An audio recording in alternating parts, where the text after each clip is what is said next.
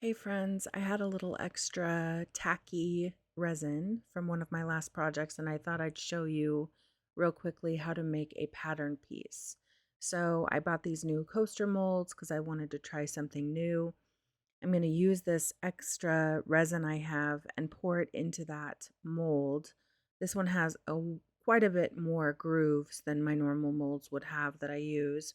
So I'm going to use this toothpick and push it up into all the little grooves along the edges of the mold.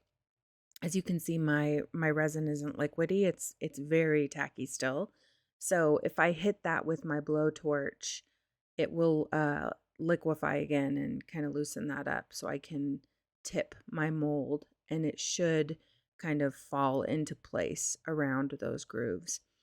I do this just so that in the future, if I have a project I want to try with my tea paper, I can trace along the outside of the pattern piece, and it makes it quite a bit easier to fit something into on the outside of the pattern instead of trying to cut away the tea paper later after you've poured the resin.